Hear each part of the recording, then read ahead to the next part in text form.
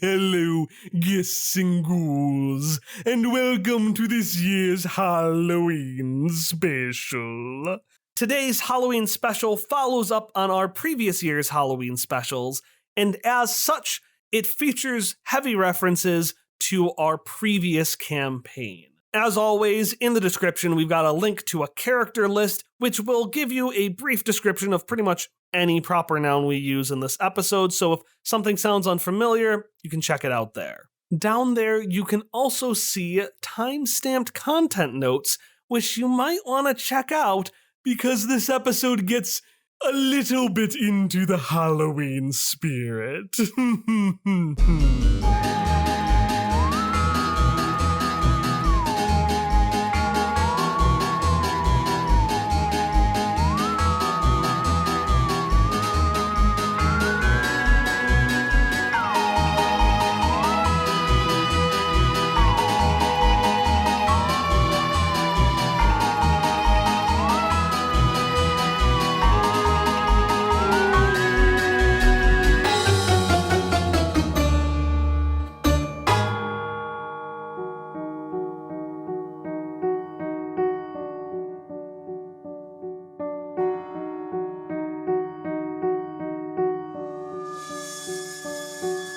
Good evening. I am Victor Daemon of the Daemon Saloon. Come in, you know how it goes by now. Take a seat, have a snack, and peer into the crusty, forgotten corners of your soul. The visit repeats itself like poetry, and just like with every other year, please refrain from sitting in these 4 seats in front of me. For 2 long years, these forlorn furnishings have awaited their friend's grand return. And at long last, they arrive right on time. Again. The Daemon Saloon looks the same as it did 2 years ago. It's a nice rustic bar with a handful of fantasy creatures, one of which is absolutely stolen from D&D. It's the one everybody likes. I'm not saying which, because then you can fill it with your imagination. And just like with the past couple of years, our adventure begins with Victor Daemon tending the bar with 4 empty seats in front of him before the door opens and 4 figures enter. But it's a bit different than it was in 2020 and then back in 2019. In both of those, our heroes had found themselves in a group cluster lost somewhere in the wilderness where they stumbled upon this. But our group of adventurers today did not all enter this door together, and they did not think they were lost, because they were celebrating Hallieween. Hallieween is a festive celebration full of costumes and candy, named after a specter from many years ago who was known for being particularly fashionable. I'm a fucking legend now. And so all across the valley and the hereafter, I didn't actually ask you where you were, all across the world of Quest Friends hereafter, our 4 protagonists were celebrating Hallieween, each in their own costume and each in their own way, before opening a door that would take them someplace other than what they expected. What were each of you doing for Halloween, and how were you dressed up? Did I say Halloween? Yes. What were each of you doing for Halloween? What were... They sound the same, okay? When you say it, it sounds exactly the same. No, it doesn't. Did I say Halloween? What were you doing for Halloween? Just say my name and then You have to overemphasize Hallieween in order to say What were each of you doing for Hallieween? There you go. So Hilda is dressed up in what you might call unconventional wizard garb. Medieval-looking boots, cardboard with thin bits of aluminum over it to mimic medieval plate greaves, a blue doublet, but instead of like conventional poofy sleeves, it has this section that comes down off the top of a doublet with little strips of fabric that are sensibly bedazzled with like a couple of fake jewels here and there. There is a cape that has like an extended chunk around the neck area where it like wraps together almost like a little shawl. And then a very like poofy, sprawling wizard's hat. Super wide brimmed, can totally like cover your face if you like even slightly tilt your head down. And there is a blue feather in this hat as well. Like the defining thing is it's very blue, which is perhaps not the best color scheme, but Hilda was very insistent it had to be book accurate to the description. And were you just going out trick-or-treating, Hilda? We're going out pierogi trick-or-treating. For pierogi. Right, because you're celebrating. Alina actually had an event to run, some Halloween ball, but you and your mom Yulia went back to Clown Town, did some celebrations, and last you remember you were actually going to open the door to Babcha Anya's house. All right, what was everyone else doing? I was at that Halloween party with Lucas Bang. We have a really cute couple's costume. I'm dressed as, Sparky Malarkey is dressed. That is, you didn't have to make that clarification, but it's a lot funnier now that you did. I'm not happy with how tonight has gone, and we are 9.5 minutes into our recording. I was going to say, this is the first you've spoken besides Hallieween. I know. Oh, dear. Sparky Malarkey is dressed as Kansas McLean, who's like Indiana Jones if he was also John McClane. But those two people were also one cowboy.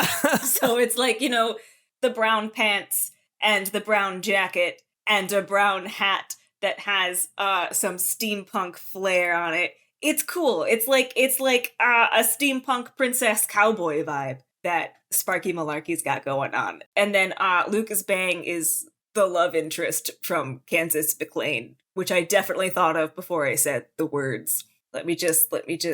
Look, he's just Channing Tatum from that movie that's coming out. Yeah, I was going to say, he's just a guy in, I don't know, like a white tank top or something like that. Yeah, you know what? He's just a guy in a white tank top. Adventure bro. That's what he is. Yeah. He's Kansas McLean's assistant, adventure bro. Got a white top tank, some workers' pants, boots. Yeah, exactly. It's a vibe. So they were at this sweet Halloween party, and they were having a pretty good time. Sparky was, for once, not ruining things for herself and just, having fun at a party, and then she left to find the bathroom, and now she's here. Irene is dressed up in a costume that her incredibly kind and well-meaning father made for her that she said she didn't want, but kind of did. It's not quite like what she would have pictured from what the book said, but it has a lot of heart. She's got a bunch of shawls and a giant hat that's red. She did put some extra dirt and a couple little flowers on it. She's got all her necrom on, and she's hunting for pierogies.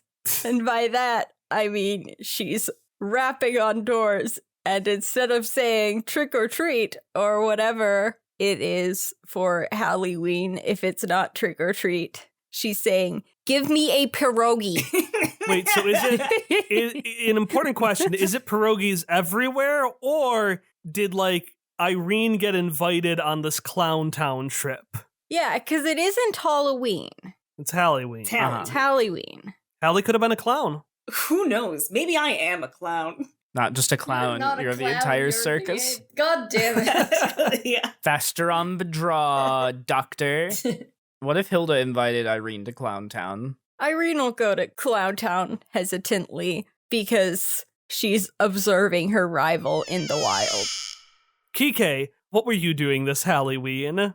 I mean, I don't have a good excuse for him to be in Clown Town, so I guess I'm going to make the pierogi thing everywhere. I mean, it could be candy other places too. Either works. It's either pierogies everywhere or Clown Town just does pierogies, everyone else does candy. Okay, so if they don't have to be together, Kike forgot that it was Hallieween because he was so busy, but he does like handing candy to kids that knock on his door. And he's like, oh no, I don't have candy. And I need a costume. And so on the way, he grabbed a coat that actually belonged to his best friend / roommate that hasn't been here for a long time, but he left his coat at some point. So it's a bit big for Kike because he's not that tall, but it's a brown big trench coat that he's wearing. He also grabbed some leftover 3D glasses from last time he went to see a 3D movie with Junuen, one of which is red and one of which is kind of blue, but I mean, you could think that it's, another type of color. Yes, good. He also, so when he went to the supermarket to get candy, he bought a random black long wig, like, why not? Like, make me look as different as possible. And as he was coming out with the candy / pierogies, he noticed that he was trailed by Toucan, who happened to be nearby. So he put his head, rummaged in the closet, took this scarf that Kike has for when it's cold outside, and he's just wearing it, trailing around Kike, holding the scarf in his beak. So he's hurrying up / in his house with this costume, waiting for kids to come by. And sure enough, you hear a knock or a ding dong. Do you have a doorbell? Yeah, he does. It usually doesn't, like, it's usually disconnected, but for today only, it is going to be connected for Hallieween. I love that detail so much. So Irene and Hilda, you go into Babcha Anya's house, the head of Yulia. Kike, you open the door for a kid, and Sparky, you go on a brief bathroom break. And as you walk through the door, it feels smaller and more condensed, but you realize that the door isn't getting smaller. Instead, it's getting more crowded. Victor Daemon looks up from his post in the Daemon Saloon as Kike, Hilda, Sparky, and Irene all stumble inside through the open door. Good evening. I am Victor Daemon of the Daemon Saloon. Can I request your help this evening? Kike will try to go back through the door, back to his house Right away. Like, I don't know what portal thing just happened, but I'm gonna try and go back to my house. You open the door and you hear a draft that isn't there. There is this howling through the trees, but the wind actually doesn't move that much. And in front of you, you see massive tree trunks through a thick, foggy forest that seems to extend forever. Kike will look at this weird dude, and if Sparky is visible, at Sparky, and then back at the forest, and then at the room, and then just shrug I'll take my chances. The door shuts behind you. Oh no! And after it shuts, Toucan just starts rattling on the door fruitlessly. And this man in front of you, who looks very interesting. He doesn't look like one of the living, but he doesn't look like any of the dead that you would recognize either. He is a very pale man with a large presence. He's got a mixture of this classic cloak and just a friendly worker's apron. And his most notable feature are two very large fangs. And you see these fangs as he smiles in a seemingly earnest way and says, Well, now, friend. No need to rush off so soon. I appreciate your gumption, but we need to discuss why you're here first. Let's catch up, you know. Wow, you guys really went all out for this bathroom.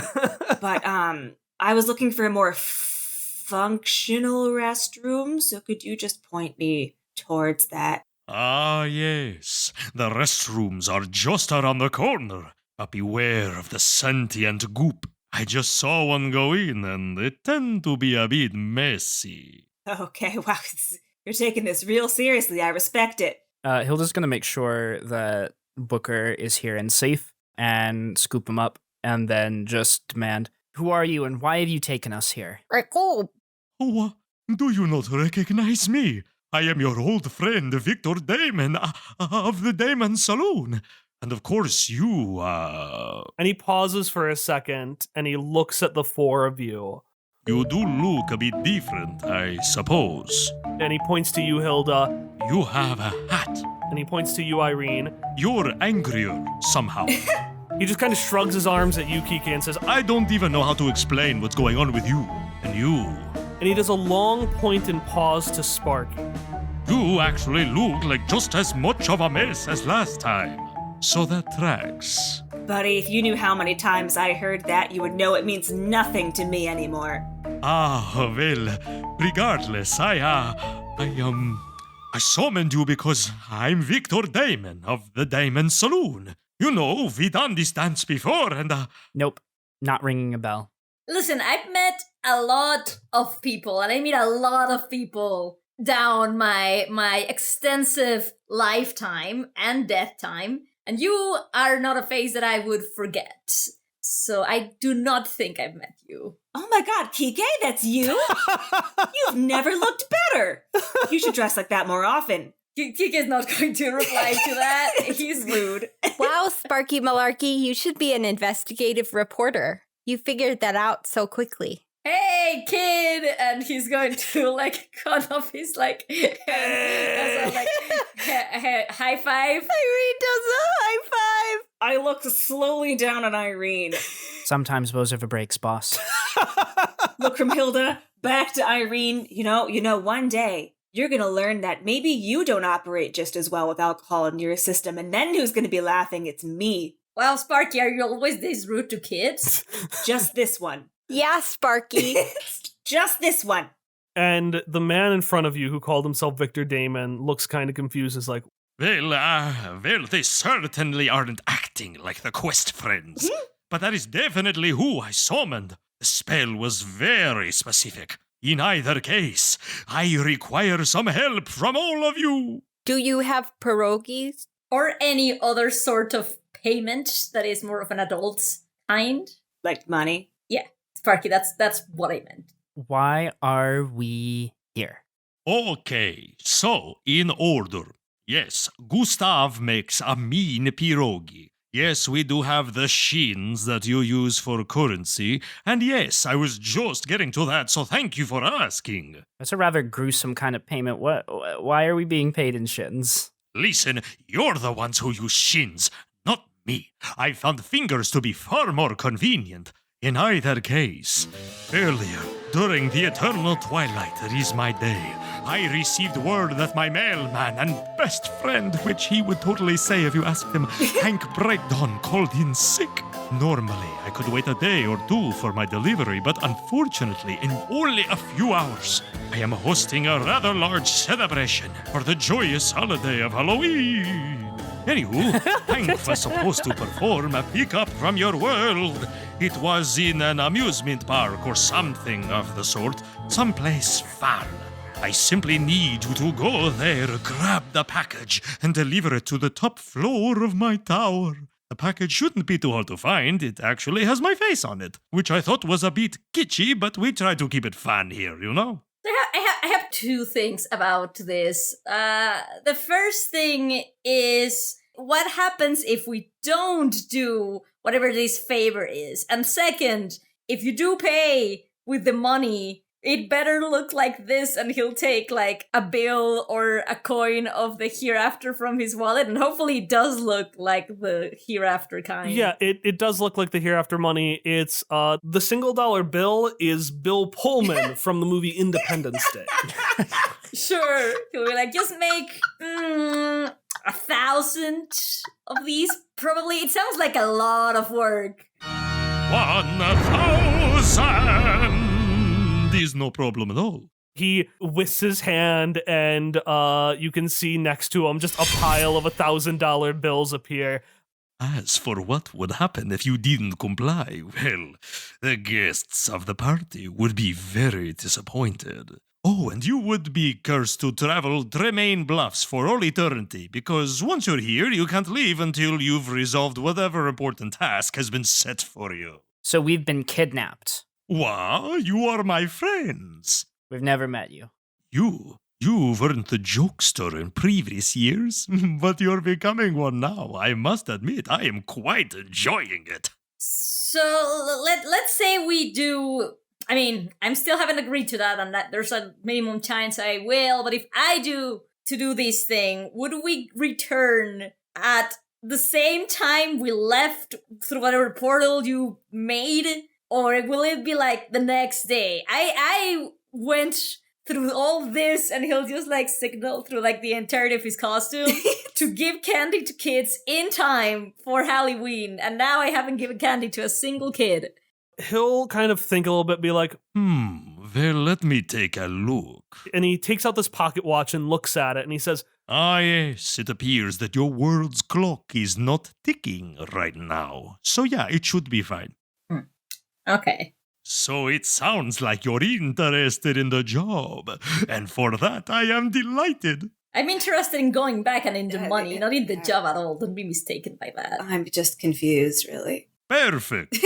Before you go, I would like you to borrow this. and he takes the pocket watch he was looking at and says, This is the Celestial Clock. It is a pocket watch that tracks all of time throughout the multiverse. It also conveniently doubles as a compass that will point you in the direction of whatever you seek. It's no light-bringer gauntlet, but I do think you'll find it useful. And he hands you the celestial clock. Who wants to take this pocket watch? Me. Nobody else spoke up. It's Sparky's now. All right, that's it. Any questions before we get started? Yes. How are we supposed to fight and slay monsters? I am not a real wizard. This is a costume. And he looks at all of you and his face grows paler. Oh dear, that would explain the changes. You should have started by saying you lost your powers. What? All right, let's make some Halloween magic. Hallieween. Jack-o'-lantern, spooky, scary, flippity-doo, and here we go!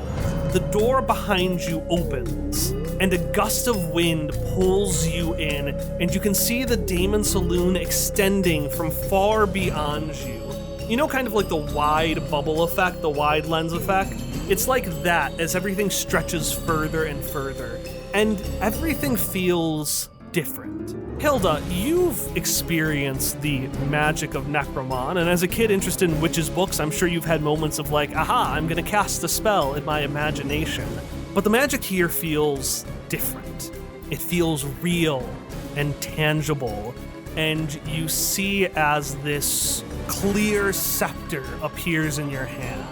This is not book accurate. This character is supposed to have a sword. As a glass sword appears in your hand, perfect for casting spells and also hitting people to death. Irene, you feel heavier. And not in the ways that you feel heavy when you get a bit tired. It's almost as if your body itself is getting denser. Like if you stepped, you would just sink to the bottom of the ocean.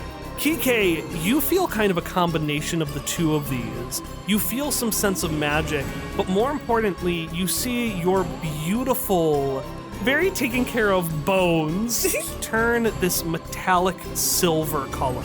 I know that wasn't how Misha looked, but I figure that's more like... I mean, you can describe false skin growing over that metal now. That's a good point.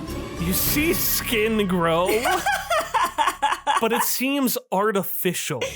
It seems fake. It isn't how you remember skin feeling, but then again, it's been a long time since you've had some. And finally, Sparky, you feel no change to your body or no additional connection to magic, but your experience might be the most surreal of all. You, on a fundamental level, not only understand math, you appreciate it. Ugh. I'm not sure I'm comfortable with that, Sparky thinks to herself. And as you come out of this, the white lights turn into every color. You see every color brightly shining down on you. Hilda doesn't react at first to any of this weird stuff and instead just pulls out her notepad and writes down vampire money. Shins? Question mark, question mark. Human? Question mark, question mark, question mark. Kike's just like, just a regular Tuesday for Kike Kanaka in here. Kike, roll me speed defense. What? Why? Oh, God. That's a 12. Ooh. Kike, you see out of the corner of your eye that the scarf Toucan was wearing starts to rise at the end, and it brandishes a knife. And the knife swings at you. Oh my God. and you duck by as the knife at the end of this purple scarf starts hammering the ground with a Is that Tukan? Is that you? As he's like going to carefully try to take the knife out of the scarf. The scarf flails back and you hear like a muffled from the end of it. This is horrifying. Is this part of you now? Is this knife? Is this your beak? The knife points to you like a beak looking at you. Okay. Then points to the ground. Okay. This is definitely weirder than whatever happened to me. I guess you can stay here, but don't point that thing at me or at any humans, including Sparky. You could point it at her hat if you so wish, but not. Scarf Toucan points its head down, and then hearing you could point at Sparky's hat, just starts tracing the little feather with the knife. Oh. All right, Sparky and Irene. Where are my Necromon? I'm asking that out of character. Are they the candles? Yes. Oh, that's so cute. There are 3 little candles on your hat that just do little, like, puffs. And we'll say in Morse code, they say their names backwards. Like, you just see a light of, like, puff, puff, puff, puff, puff, puff. Mostly because the idea of them screaming their names in the thing is more nightmarish to me than... I am not certain. This might be scarier to me, them just having to scream in Morse code, but I feel like we're past that point. It'll be horrifying. Or maybe smoke? Do we want the smoke to say their names? Oh. I don't think you're gonna be able to there's no changing the horror at this We'll point. just say, Irene, you see 3 new candles on your hat. All of them lit. All of them lit, is screaming in eternal horror. No, they're like Calcifer. Okay. I hope so. Yeah, sure. They've got little faces on Little them. faces, little fire faces. It's cute. Yeah, they're not the candles, they're the flames. Yeah. They're little flames in the candles. yeah. There we go. I like that. Still scary. Yeah, but then at least they are the fire and they're not on fire. Anyways, that's where they are. Okay. In that case, from a little bit below everybody's height, you hear, "What's all this then? What are we standing around here for?" And there is a walking book who looks like the pirate book from the Page Master, but without a mustache and cuter. But he's got a little eye patch, and there's a little bandana, and it's just like a little walking book. Don't forget the backpack. A little book backpack. A book bag. With a flip bag. And really big, robotic, like, luminous round eyes. Booker? That's right, pal, let's have an adventure! I'm trying so hard to do a doozy voice, and I don't know if I'm capable of it. I might just default to Ness's voice. I mean, I think that would be a lot clearer for the audience, too. Oh boy, I'm a booker now. Okay, then you know what? Fuck my newsy voice. Man, that was really hard. Anyway, what are we standing around here for? Come on! Booker's canonically said, fuck. Fuck! Booker would. Yeah, Booker would say fuck. Yeah, he's allowed. This is starting to get distressing. It's all right, Hilda. I have figured out what's happening. Yes? What's going on? I am dreaming, and you are all figments of my imagination. Well, The imagination can be a very powerful thing. that's reassuring for you, but not so reassuring for me. Maybe it's one of those group dreams, you know? I wish that were true, kid. But, I don't think this is a dream of yours. So we're going to a haunted amusement park to find a package, right? And it appears to be that way. Sparky's fiddling with the celestial clock, compass, pocket watch thing. And as you say, it seems to be that way. You look up and take in your surroundings, and you see lights. So many lights, many of them neon and artificial, shooting up into the sky. You would imagine that you're underneath the sky, but you don't see stars above you. Instead, you see this bright pulsating light from what looks to be giant, luminescent fungi. But not only is light coming from the buildings and the fungi on the ceiling, it's also coming from the floor itself, which is separated into 4 different quadrants, alternating in a white and red color scheme. All of these meet at a giant, colossal Platinum Queen's chess piece. And next to it, which is where your compass is pointing, is a sign that says, "Welcome to Swagtacular Roulettia."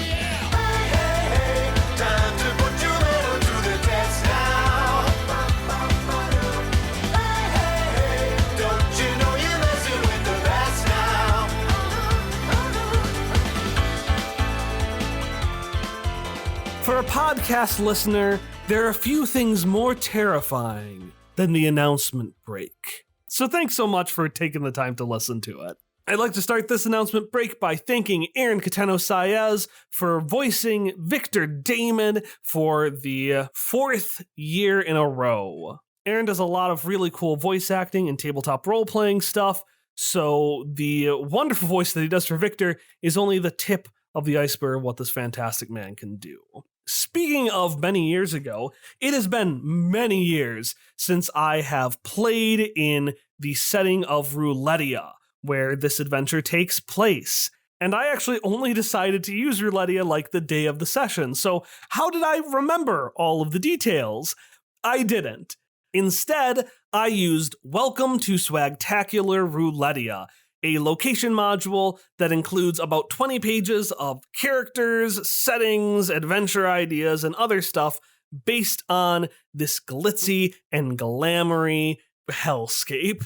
It was not only really helpful in giving me specific stats and reminding me of some details about Roulettia I had forgotten, but it just helped me ground myself back in that world and also provided me a bunch of ideas that I never actually used in the podcast, but I had when generating the setting. The module used to be stuck in a forgotten corner of Drive-Thru RPG, but I've actually just re-released it on itch.io and Drive-Thru RPG. So if the setting of today's adventure seems interesting to you, and you want to use it in your Cypher system or other tabletop role-playing game, you can find Welcome to Swagtacular Roulettia linked below. And speaking of, if you're a fan of Flashback Future and you would be interested in a specific aspect of the world, be it an adventure line or a setting like Roulettia, and would love to see it in a module content like this, let us know. As long as I don't directly reference Numenera,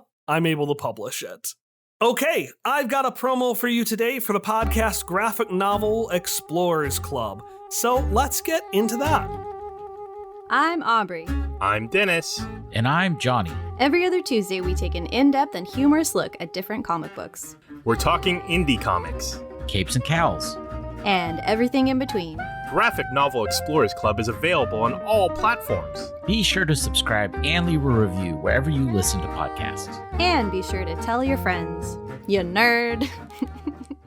If that sounded interesting to you, you can find Graphic Novel Explorers Club at gnexplorersclub.com or by searching on whatever podcatcher you're listening to this episode on. All right, that's all I've got for you today. We are returning to our main episodes with Die Card Part 2 on Monday, November 14th. But if you've enjoyed listening to this tenuously canon special, I want to quickly let you know that we've got a bunch of fun crossovers for free right now on our Patreon.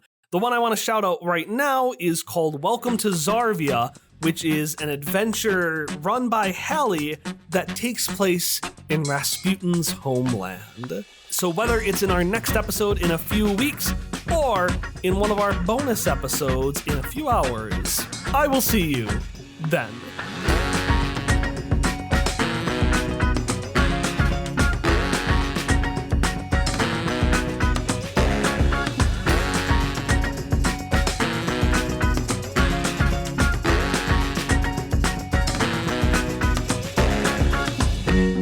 Oh my god, why are we back here? I can't be back here.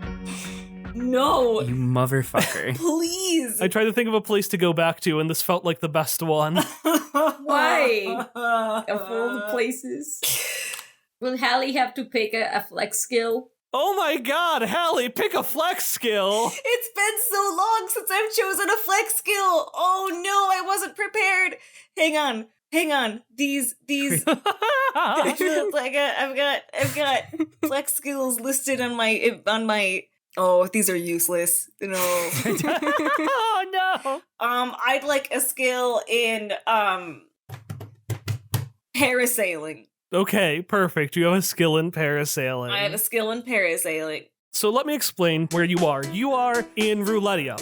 You are in front of the big chess piece in the center of town. As a reminder to you as players and to folks who haven't watched Quest Friends Season 1, listened, or read, I guess, Quest Friends Flashback Future, Roulettia is kind of this underground bustling market. It is a combination of Disney World and Las Vegas and murder, because death doesn't matter here. Because if you die, you can just regenerate at an easy life pod using some brands on the back of your hand.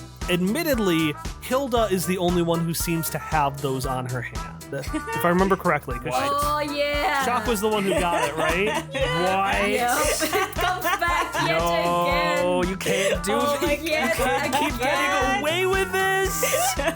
Roulettia is split into 4 districts. There's the Land of Tomorrow, which has this Aneen racetrack, essentially horse racing and other fortune teller things. There is Gamble Strip Navarine, which is a lot like, the main space of Disney World with all the pop-up shops. Main Street USA. Main Street USA. That's what it's called. There's Piper's Pit, which is the kid-friendly area and where Vespari performed. And then there is Whalter's Prosthetic Intestine, which is the deadliest roller coaster in the Ninth World. It is hectic, it is chaotic. You've already seen a guy die and come back to life and die again and then come back to life. He seems awfully tired by it. And yeah, that is where you are with a compass pointing you to some package somewhere in this weird, strange neon town. Okay. Well, I mean, I think we should just stay away from all of these weird places and just follow the compass to wherever this thing is. We grab it, we go, we take it back, and we can just keep living our lives. Hilda is going to go up and, not actually, but very lightly try to pinch Irene. But she's worried about hurting her, so it's like an ineffectual pinch. Why did you do that? I don't like this, Irene. Please wake up. Oh, I think you need to pinch me harder. Okay. Slightly harder, but still not very effectual. Hilda, if you want me to wake up, you are going to have to actually pinch me. I know you fine. are very... Ow! I'm not awake. Well, I guess that was worth a shot. I'm sorry for pinching you. Wow, this place is lit! Booker is taking in all of the sounds and sights and keeps running in different directions to go to the different areas because he just isn't sure where he wants to go. Yeah, and you're running in between the legs of so many people. Like, you have seen a bunch of the dead, a bunch of the living, a bunch of Necromon, and these people look nothing like them. Like, they have almost alien-like features. Oh, wow! The costumes are so good here! Hilda, we gotta up our game next year. I don't actually think those are costumes, Booker. I think we've actually been teleported to some weird world. That's even cooler! I guess that explains why I can talk and stuff. So, yeah, that tracks. Yeah, that might explain it. Yeah, I was gonna ask, your book usually doesn't do this usually, does it? But I want to say that Kike, without noticing, accidentally does it just to Hilda, because I assume that if we have the same... No! You do have the mental link.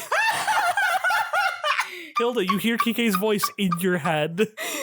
Hilda's gonna recoil in shock and just be like, Mr. Kike, are we dead? Is that why I'm psychic now? Is that why we're in a strange place? Is this what the hereafter is like? Kike, also noticing that Hilda didn't actually open her mouth to say those things, is also going to equally freak out. And just being like, what? Wait, what? And he's gonna try and do the same with Irene to see if it's just a overall psychic, detective, can you also hear this? Is this a thing we can just do? Hilda, you hear Kike say that.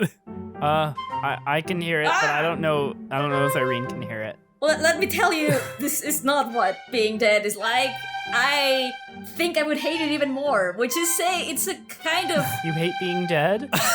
well, you know. Sparky, Irene, and Booker, you see as Hilda and Kike just stare at each other, and then Hilda jumps, and then Kike jumps, and then they keep staring at each other. I was gonna say, we just see them looking at each other, right? So as this continues, Sparky looks from one to the other and then is like, what is going on here?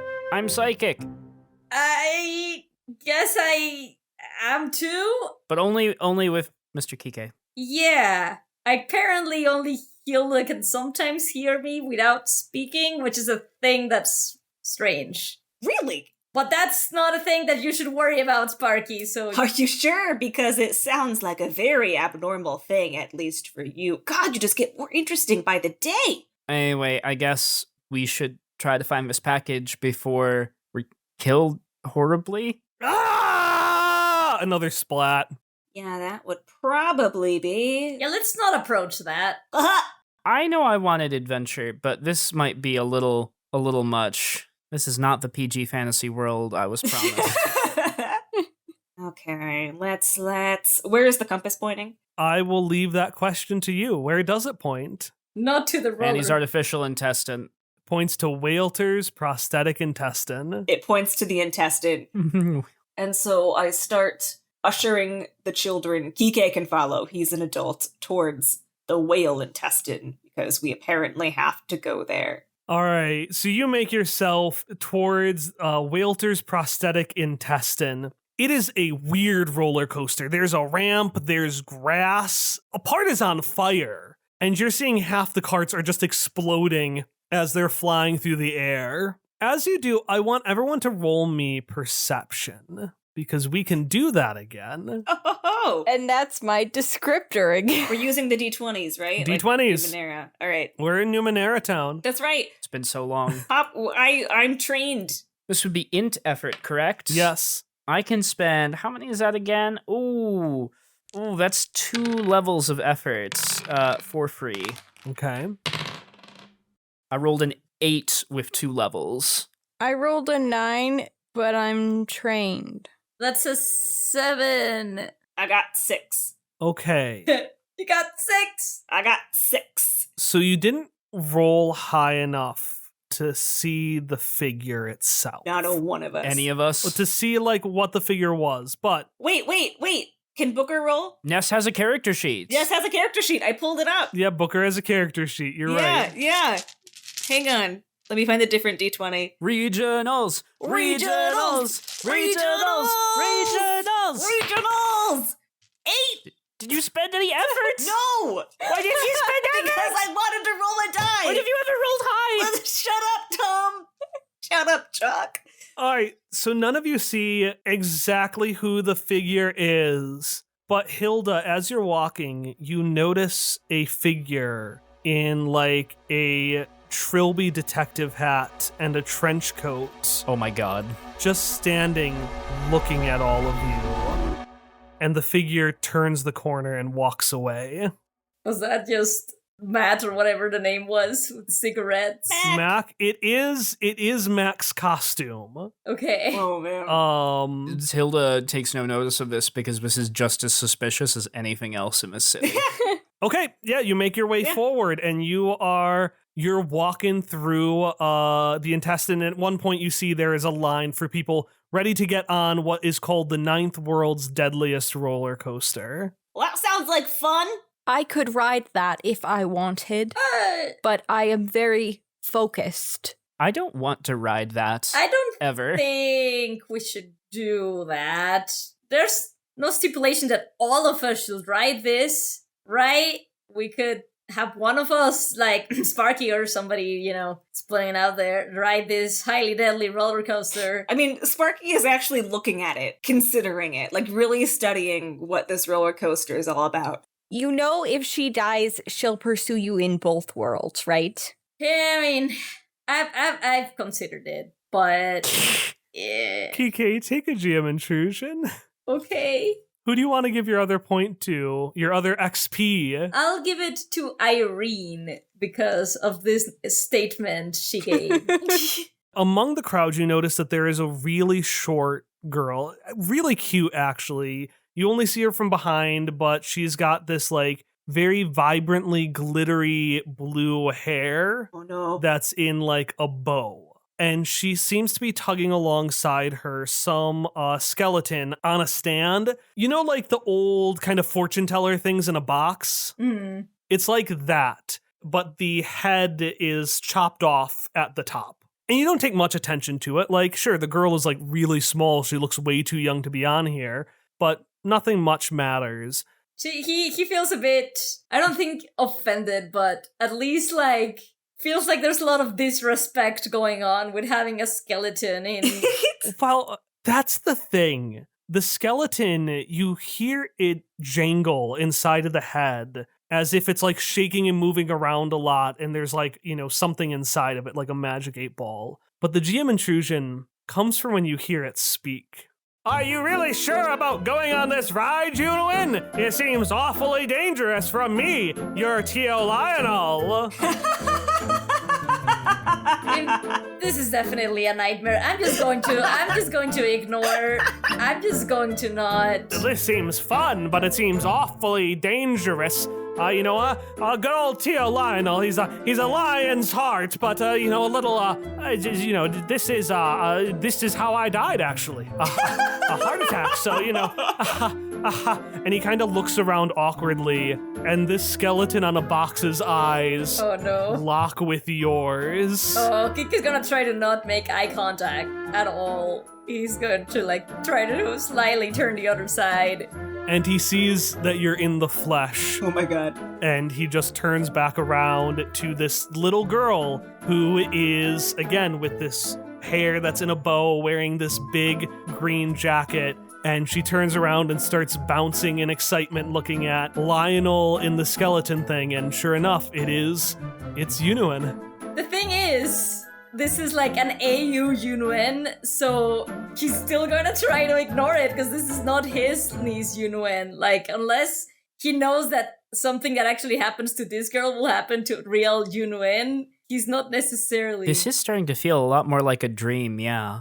Since we were talking about it, Irene is spiraling into an existential crisis. Oh no, why? No, why? Because Hilda pinched her and she didn't wake up. Oh no!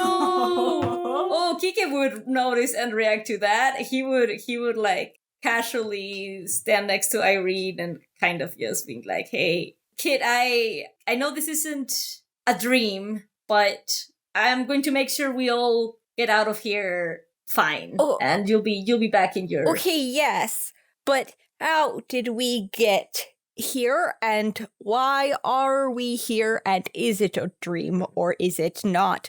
One of my deep-seated fears involves reality and what is or is not real, and so I'm thinking that maybe my deep-seated fears have come to the surface and are taking over my life as I work to not have them do. I've had those fears before multiple times, and I Why are you not spiraling? Well, I listen, here's the secret. I have learned to spiral on the inside. It's not a thing that you should necessarily take up on. Are you saying that I was not successfully spiraling on the inside? I thought I hid it very well. No, you did. My moms say that masking is not all that important. It's important to be yourself instead. Yeah, that is also a really fair point from Hilda. That is great advice for everyone else except for me. Listen, we can all take it on that weird guy that was on the inn. I think he somehow got us roped into this weird scenario, which sadly seems more real than I would like.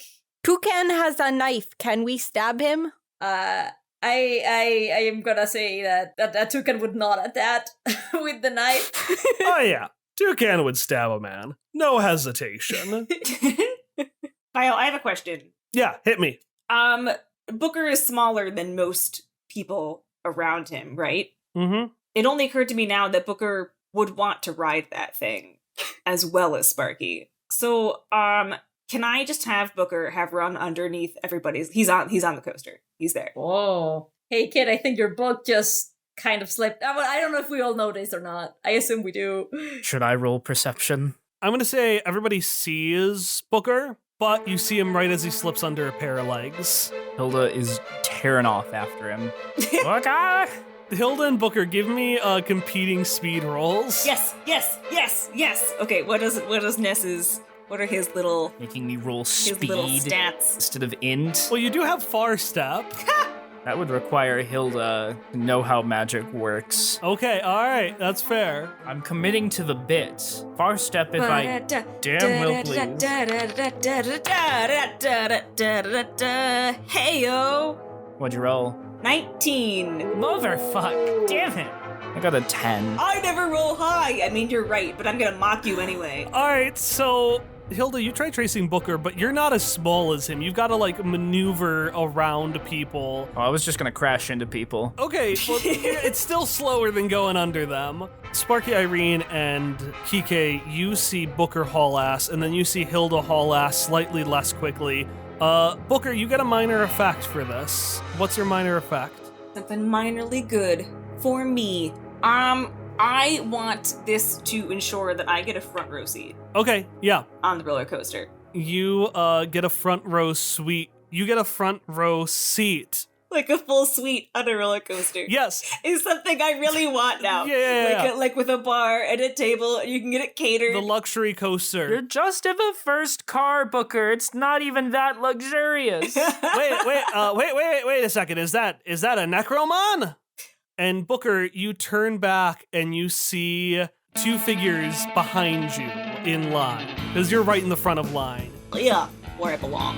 One of them on the right is a rounder, fresh-faced individual wearing all-purpose leather coveralls. Notably, though, he has a very square, round head and green skin.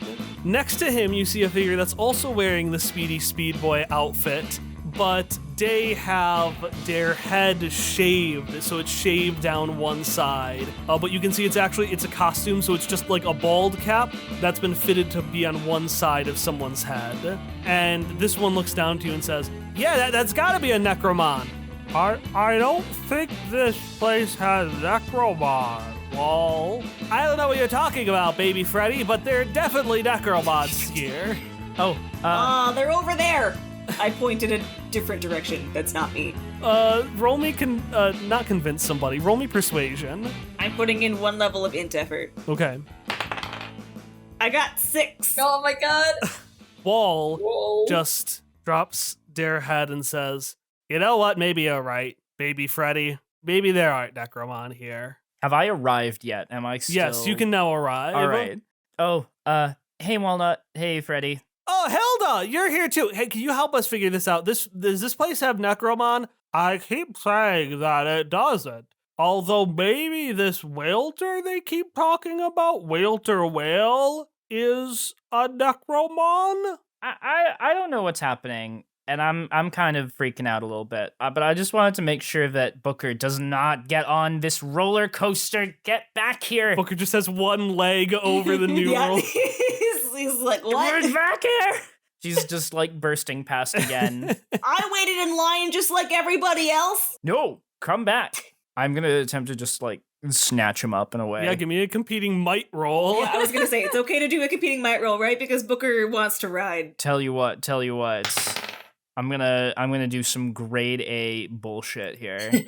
What if I told you I want to use my specialized skill in sleight of hand to it's like you know how you gotta distract a cat and then yoink him? Yeah. That's my plan here. I wanna like make sure that Booker does not see it coming before I'm just like, meh, you're in my arms now. Perfect. Yeah, I'll take it. Yes. I was a 13 plus 6 from specialized. God damn it. What did you get? I rolled a 7. Oh. That's not even a 6. It's not even a meme number. Booker, you don't even notice, but you're off, and then you hear as the What? roller coaster with the suite Hey! goes off. Hey! I'm sorry, but it's not safe. Hey! Maybe you can ride a real roller coaster in the real world. What? real coaster. Look at it go. I don't know if any of this is real. The realest coaster I've ever seen. Have you seen roller coasters, Booker? Have they gone to a theme park? Not yet. Okay, but I want to go to a theme park, and you have to make that up to me now. Okay, I'll go to a theme park for you. I'm gonna remember, and I'm gonna remind you every single day. Okay. Every day.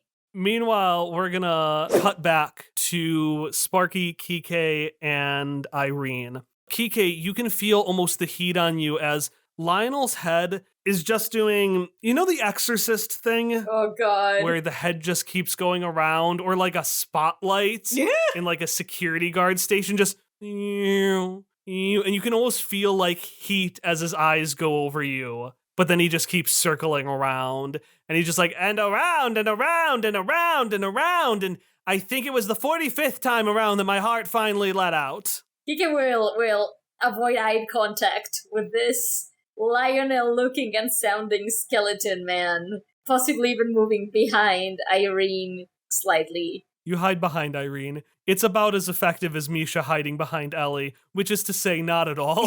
I know, but at least there's a child in between, so there may be a little bit less of an interaction. I have a child. Irene turns around. Wow, detective. I guess even professionals can be afraid of things. Thankfully, I am not, but I understand and acknowledge your fear. Why, what's the detective business about? If you are in the know, you know. I'm clearly And not. you clearly do not know. That's what I just admitted. Yeah, I was gonna say it before you did, and then you sort of did it, and the magic is broken, as always, Sparky. The magic is... What? What? Some things are best kept between a mystery-solving duo. Kike will fist bump Irene at that place. Irene had gone into... Oh no! Again. no! And Yes! it's really awkward. Yes!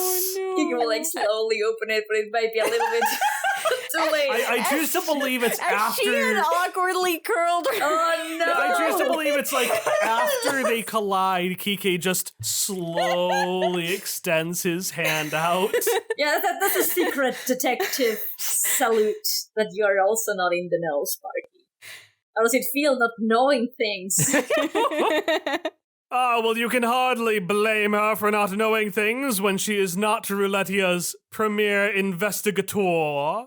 You look to your right, and you can see the figure that Hilda saw in the trench coat and the trilby. But this figure is not who fans of Season 1 would recognize as Mac, because underneath the figure, all I can describe is a face that looks like a tan Pierce Brosnan.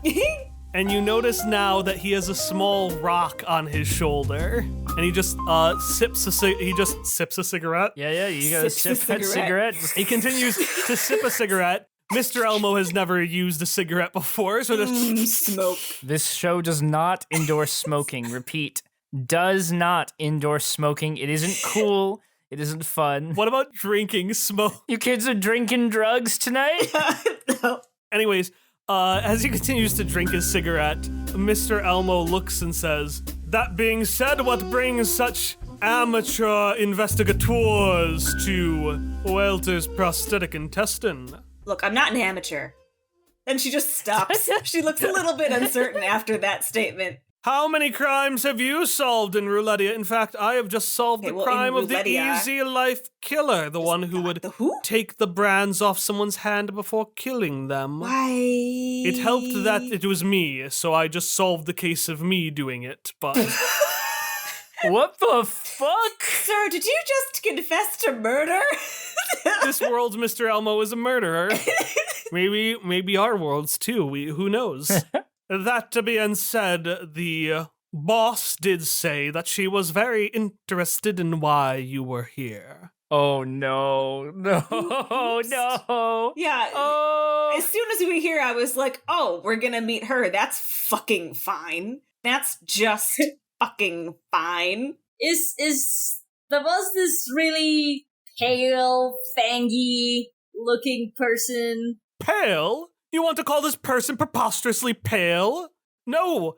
She has a sense of class and action. Like a class action lawsuit? And prefers pink. Intriguing.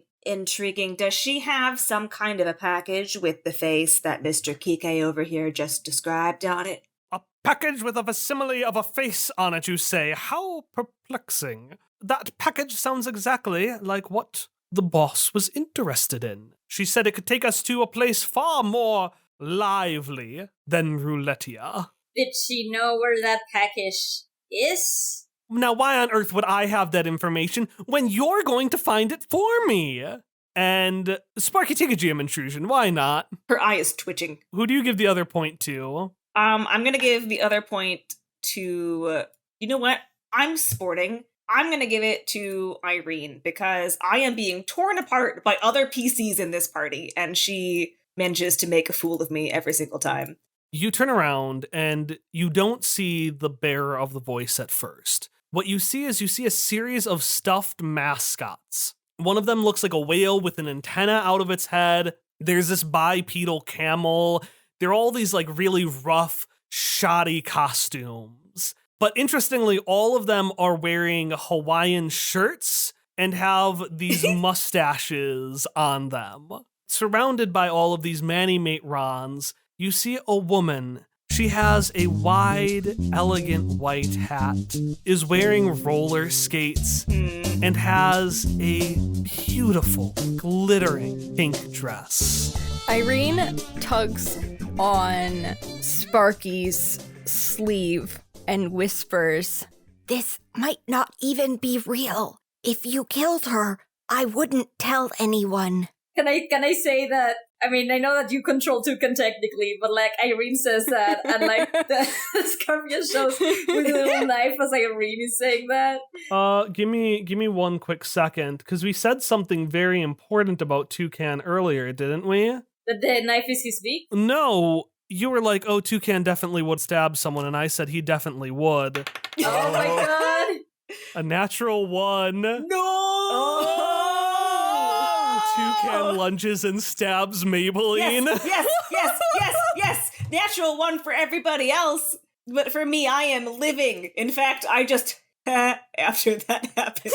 Well... I want Hilda to return at this very moment and be like, what the F? What I missed? God, I didn't go on the roller coaster. I didn't see the shanking. God, I missed everything. Maybelline looks at you with a fury, and she points to all of the Manimates around her and says, "Look at that, they put red all over my beautiful pink dress. Also, I got stabbed hard enough to bleed." Get them! Battle time. Battle time. I was gonna do a chase unless you want to fight an army of Ron Manimates. I mean, Tier 6, none of them can stop us. that's also true. Sure, it's combat time, baby. Roll me initiative. I got a 10. Oh, motherfucker, I got a 2. Oh no. I got a 12. Oh! I got an 8. And what did, we'll say that was for Sparky. What did Booker get? Oh, Booker? 11. So how many points did we get off of Maybelline by stabbing her? That would be 2, I believe, is how much the knife does. Damn. Where was she stabbed?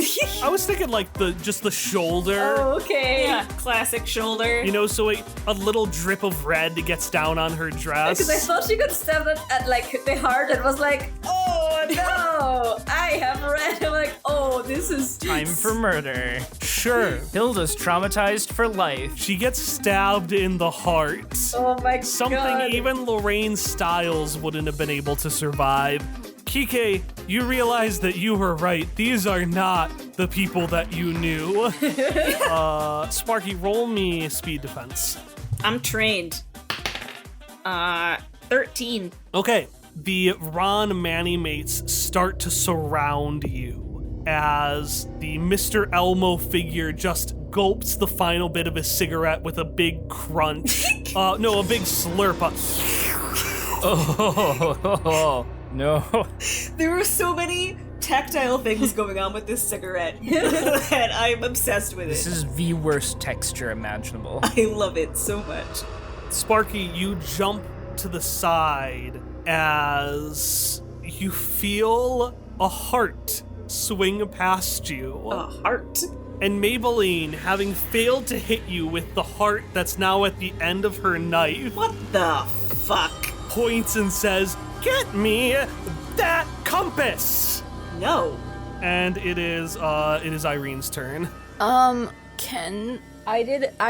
didn't describe her having a chair. Oh, she has a Can she? chair. Okay. It's just assumed it's there. It's a chair or something else. Like how the strong glass staff is a sword. I feel like Irene would have like a brief internal panic because the only time she has ever fought has been with Necromon. Oh no. And she does not have Necromon. No. So in her panic, she will grab the nearest hard thing she can find and swing it. And that happens to be the folding chair off her back. That is a part of her costume that I didn't mention. Who are you swinging at? Probably Maybelline. All right, give me a roll. Maybe it's Maybelline. Maybe she's born with it. Maybe it's Maybelline. It is a 19. Ooh. Nice. How much did the chair do by default? 7. All right, so you can either do 10 points of damage, or you can have a minor effect. Okay, would this be a major effect or a minor effect if I didn't want her to instinctively go after Hilda? Oh. Hilda's so squishy. I am not. We'll say she targets you because she was not going to go after Hilda. Okay, well, if she wasn't anyway, then I don't want to use up my... Yeah, all right, conk. Her head goes down like 2 feet. Ooh. Not 2 feet. Her head goes down 2 like half a feet. foot. Just buried deep in her chest. Christ. That sounds like a glitching in a video game. You know in episode 1, in Oasis of Ghosts, where you comically knocked off Rasputin's head Yeah. and then he put it back on? Yeah, it's that, but it's a human flesh head. Oh my god. This is a huge content warning episode. I want to put that out there. It's a Halloween episode, so hey. Hallieween. Halloween. Is this what you wanted your legacy to be, Hallie? A little bit. I mean, it's only happened to Maybelline so far, so... Look, I'm glad we're just finally getting the Lorraine boss fight we deserved. All right. I also specifically did not attack Mr. Elmo because I felt like I needed to at least give, like, first dibs on him to the 2 people who attacked him in actual hereafter. Oh, that's a good point. I'm torn now. Speaking of, Booker, it's your turn. Booker! Oh man, I just want to like fling myself at I'm gonna fuck up Elmo. I just wanna book opens and it's over Elmo's face and oh my god, there's a book he can't see. It's me, Booker. Okay. Do it. Destroy him. Cast him into the fire. Do I have a fun ability to use? Not really. Oh wait, eye gouge. That's what I'm using. Oh, that's right. Oh, how does eye gouge work again? You make an attack against a creature with an eye. The difficulty of the attack is increased by 1 step, but if you hit, the creature has trouble seeing for the next hour. Oh. During this time, the difficulty of any of the creature's tasks that rely upon sight is increased by 1 step. Because you just paper cutted his eye. Yeah, I just want to paper cut his eye. I am going to use 2 levels of effort. Oh god, you need to. All right, give me an attack. 14. Sink, sink, sink, sink. Oh His eyes get cut, and I'm gonna X-carve the description of this. Real hard. okay. Thank you, Dom. I will then just vaguely say, if anything happens to his body, it will turn into ashy fluid. Okay. You're welcome, team. Was that vague enough, Tom? We'll let it pass. Okay. I didn't expect the phrase ashy fluid. Well, we know cigarettes are liquids in this world, so... No. Nicotine. Nicotini. It sounds like a cocktail. That sounds like a like a cigarette Pokemon. Yeah, I was gonna say it's a Pokemon. Become Nicotini, that legendary Pokemon. Nicotini. Oh my god, Nicotine! Fan artists, please make us this. Anyways, whose turn was it now? It's Kike's. Oh, it's me! Kike, you have, again, for the sake of the X card, I will not describe everything that happened, but you saw it happen. Well, there's a lot of things going on here, and I know, I want to use shock to the system, but the way that I am going to flex it is that Kike is just recounting all of the similar experiences he has witnessed in his long life, and how this may or may not compare to some of the most... What the fuck has Kike experienced in his life? He has experienced a lot. Kike, you know those like YouTube videos where it's like, the blank iceberg explained, where it starts with like the basics and goes, I feel like that's what Sparky wants to do, just a video, the Kike iceberg explained. I mean, yeah, that's exactly what she wants to do. Kike is so fucking fascinating. Kike is a man of many mysteries. He's a man of many mysteries, and Sparky's gonna solve all of them. Okay, so who are you traumatizing with your life?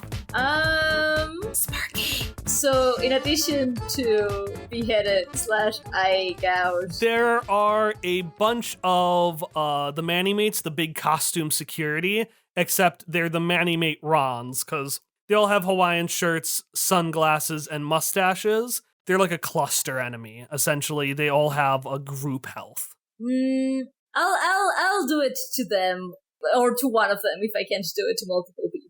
Yeah, the idea is if you attack one Ron, you attack all of them. They go down real easy. Okay, and I want to do it to all of the Rons. Oh, God, give me a roll. Just getting all of the secrets that Sparky has ever wanted from Kike. For fuck's sake. You using any effort? I am using 2 levels of effort. Okay.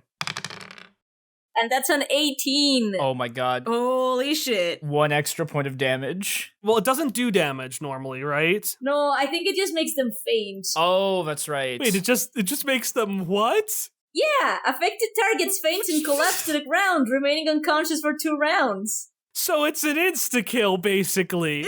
All right, you hear a series of very masculine ah! And in the front, you just hear one of them say, oh my god, a Neen 12! A Neen 12! Are you with me, buddy? And the other one says, Whalter 13! It's so horrifying, yet captivating! That's right, a Neen 12, I feel equally blessed and cursed with this knowledge! Ah! And they all pass out. All of them are on the ground. As they pass out, Kike will just be like, what just happened? Anyways, well, I'm just gonna mark them off. Hilda, it's your turn. So, Hilda is going to hold out her right hand, which is the one that has the glove with the little ring where there used to be a bedazzle, and start just gathering motes of light in it, charging up, and up, and up, and up. Now the real question is, who does the bullet hit? On the one hand, would it be more in character to blast Mr. Elmo, who kidnapped the entire school? Yes. On the other hand, at long last, me, out of character Tom, with a chance to hit Lorraine Styles with a 6-effort cutting light. Have you forgotten the power of shock? You gave me back this character sheet, now you get 6 levels of effort, and I can do this all day. Oh my god. Holy shit. I can do this for ages. I have, let's go over the numbers here. I have 43 int right now. Jesus. To cast Cutting Light with 6 effort only takes 9. I think 2 to hit and 4 to damage is more than adequate. That's a 10. I thought I rolled a 19 for a second. Yeah, of course that's enough. Of course that's enough to kill. Who did you target? Wait, well, hold on. Let's tally up that damage. That's what? 4 times 3, so that's 12. 17 against Maybelline. 17 damage on Maybelline with Cutting Light. Yeah, how do you just cut her up? Is it like Jesus. Is it like the sword thing where you just like shrink out and then suddenly she just slides in half? Or so we recall how her head is now 2 feet down in her torso now, right? Yeah. Just gonna a hole right through that, just melted. And before Sparky can even act... Wait, oh no! Wait, what no! the fuck? Wait, I can redirect my attack to Mr. Elmo. No, it is too late. No, this isn't right. It is too late. You have taken this from me. So sorry. This feels right somehow. No! That's fine. I accept this. I accept it. No, wait. This didn't undo. This night has not gone in my favor, except for when I gouged out Mr. Elmo's eye. I didn't mean that. I didn't. Before Sparky even gets a turn, before I can destroy the Lorraine analog. I don't. No, it's done. I don't. No. It is legitimately funnier this way. Oh, I didn't expect it to kill. I forgot I was lethal. All right. Well, you're around a bunch of unconscious Rons, a dead Maybelline Styles. You don't have the package. Well, we got Mr. Elmo up. He's still alive. He just doesn't have eyes anymore. Oh my god. So, anyways, you look down at the celestial clock, and you notice that it has kind of been swinging around in a circle. And you notice specifically as you hear, oh my god, this is so cool. Oh, I think I'm gonna die again. As the roller coaster carts go past you. And the sweet one specifically, you notice that the line of the clock is actually lining up specifically with the sweet seat. Meaning that, yes, Booker could have gotten the package a while ago. Tom ruining everything even in hindsight. Oh no! Even when Tom wins, he loses. God, I knew it was there. All right, Sparky's going for it. Are you like running in line, or are you gonna try to like get on it halfway through it running past you? The second one, because you know what's fun? I'm good at math now. I would like to use visual calculus in order to time this jump into the suite. So if I understand, you do math and everything it's one step easier, right? I think so, yeah. And then because there's a high chance that there's like a door in this thing and it's not really open, I'd like to be jumping with my defibrillim so that I'm lasering my way into this suite. Hilda's following just in case Sparky falls. Can I do a thing to reluctantly help Sparky?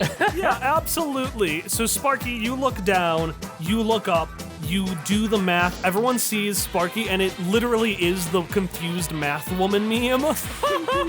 She's like doing the calculations and doesn't quite understand, but is also like figuring it out. Okay.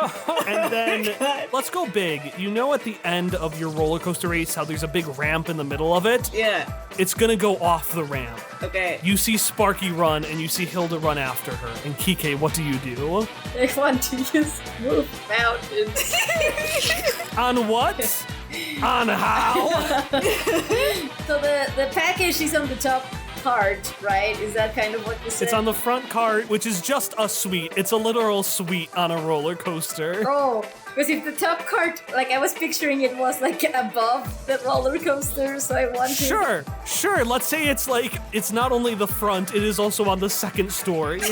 Like, yeah, why not? So I wanted, as they're running, for Kike to just kind of like be like, oh, I want to get this over with, and then not knowing how or that it was him necessarily create a mountain as they're walking, so that it's like lifts them like a little mountain elevator. Yeah, we'll say that makes it another step easier. And you know what? Let's make this interesting. Let's make it a difficulty 9 task, since you're all strong enough for that. Okay. Irene, do you do anything to help? I've just been following, but I feel like there's not so much else I can do. Like, Irene, can you help me catch just in case something goes wrong? Yes, I'm very good at catching, but can't you just use your magic powers? My magic powers might not be perfect for this. I thought you were a wizard. Don't you have transportation spells? Look, if I had the ability to step really far away, I would, but I don't. All right, Sparky, give me a roll. Okay. How much effort are you using? As much as I can. Okay, 6 levels of effort. 6. And a bonus from Kike. You have to roll a 6 or higher. For fuck's sake. 11! Oh, Yeah, that's 2 ones, but it's good this time. Sparky, you run. The mountain rises from beneath you. What does the mountain look like, Ari? It looks like a mountain of boats. All of the bones from underneath Roulettia before Easy Life was instituted. Also because it's Nightmare Land. Oh no. That was the worst thing you could have said. What the fuck? A mountain of bones. That's not even structurally sound. Sparky launches with her defibrillator. Irene and Hilda waiting below to catch her. And Sparky, describe how you expertly get on the thing right before it goes off the ramp. Oh man, okay, the thing about bones is that they're not stable at all, so I like to imagine that when this mountain of bones comes up underneath Sparky, she trips a little bit, comically, but then she turns that little trip into a spin, and with the height and the momentum given to her by this mountain of bones, that is just enough for her to do a really sick mid-air barrel roll, and then as she's coming up, facing the suite as it's coming by, she's got her defibrillator, and she punches through the glass with the limb just seconds before it would have been worse, because it would have been her body. And you know how action movies, they do the somersault. Yeah. You know. Do you do a 3-point land? Yeah, that one. That's what I'm trying to say. The 3-point land. She does the 3-point land, and she's on her knees with her defibrillator up, Iron Man style, and she's a little bit surprised. Because, I don't know, that's just, this is a physical feat that she is not capable of doing normally. So, when she lands, she's like, maybe math wasn't a waste. And then I look around for the package. Is it in here? It is. Yeah! You see it. It's got Victor Daemon's smiling face on it. I yoink it, and I fling myself back out. Yeet! Onto the mountain of bones. I want to surf on a bone. Kike flings Sparky out. Yes! Fling! Yeet! Aha! My deepest thanks for this delivery. It shall truly make this party the bee's knees. You are all at the top of Victor Daemon's tower. You are tired and exhausted, not only from the Roulettia adventure, but you actually had to, go through a whole Castlevania maze of monsters to get to them. That we just glossed over. But Victor Daemon is beaming. He's like, Frankie has been salivating all night over the mere thought of this package. I can already see the excitement in Mommy's face. I'll need to save a few for Adam Sandler as well. Thank you again. My guests will love these macarons. What? Yes, blood orange macarons.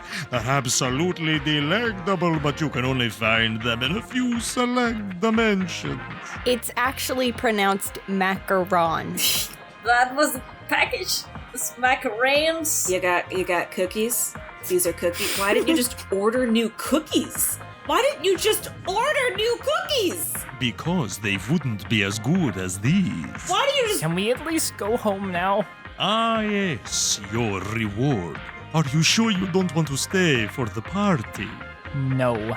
However, if you do give me the money you promised, give us the money you promised.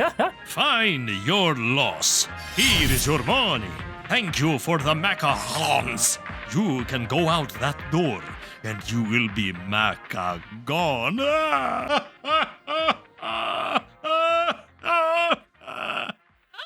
You should be ashamed of yourself. Are macarons anything like the manny-rons we just fought?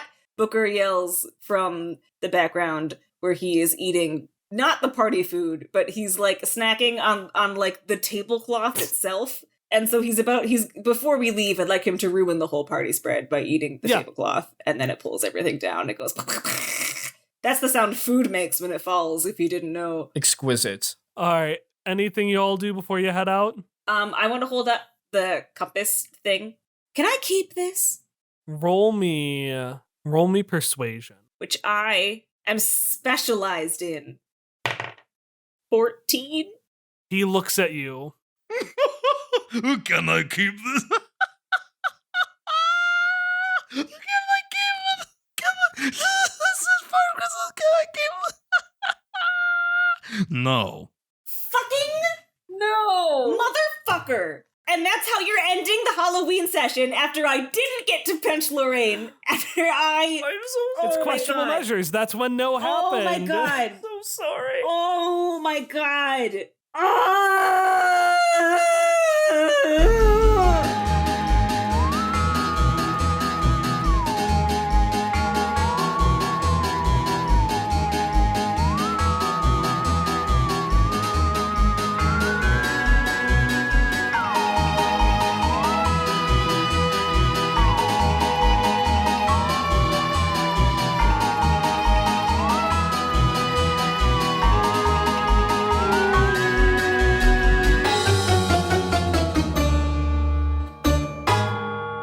Tom ruins Halloween, the game. Hallieween! Tom ruins Hallieween! I didn't even say it right. This is the worst holiday! This sucks. Who decided this was a holiday?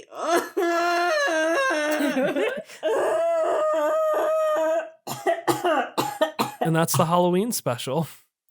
A couple of other analogs in case anyone's curious. Tommy Funbuck was Chaz Casey. Vespari was Rasputin. Cubo was Alina. The Pie Pod Kid was either going to be Steve or Ariel. Cart was the Frog in a Tutu. And Chris Prevensworth Pine was Lucas Bang. Oh! Miss Prevensworth Pine! So, we're on our Halloween special. We are going to start with Victor Daemon doing a monologue, because that's what he does every time. Like, whoa, ho, ho, let's talk about world, and maybe I need help from some old friends, or something. Batman. This is not my voice, and not the voice was I'll gonna do say, when he talks to you. Good imitation of Victor Daemon. Wow. Oh, I'm a completely different person. I love that the two of you each got your costumes from books, and one of them has a big blue hat, and one of them has a big red hat, like true rivals. I wasn't actually going to originally have it be from a book. I wasn't sure, but as soon as I heard that Hilda's was from a book, I decided that Irene's was from... Is it the same book? That's what I was Yes. thinking, like Yeah. rivals from That's the same what I was book. picturing. Oh, yeah. Hilda's Sonic to Irene's Shadow the Hedgehog. Same color scheme. God. So first off, I found a bunch of junk in this drawer, and you can feel free to take whatever you want. And Victor Daemon is going to pull out 4 ciphers. The final 4 ciphers, actually, because there were 4 remaining that we never used for season 1. They are a flexible metal pole about 1 inch thick that keeps bending itself into different shapes, a paper airplane with Oh little my paper God. bombs inside of it, What an Alex cipher.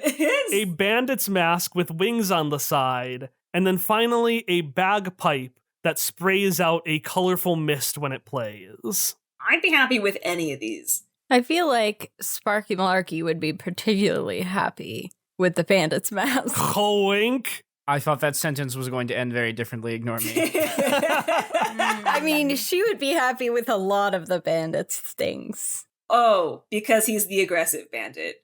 Oh, fuck it. Give me the bandit mask. It's aggressive now. I'm taking the paper airplane with little paper bombs inside of it. Okay, I think I want a flexible metal pole. I guess I have bagpipes. No, I mean, if you want, like... I mean, I can switch if you want. No, that's fine. I do love that we've given the character with sound sensitivity and chronic pain a pair of bagpipes. Oh, no, we can trade.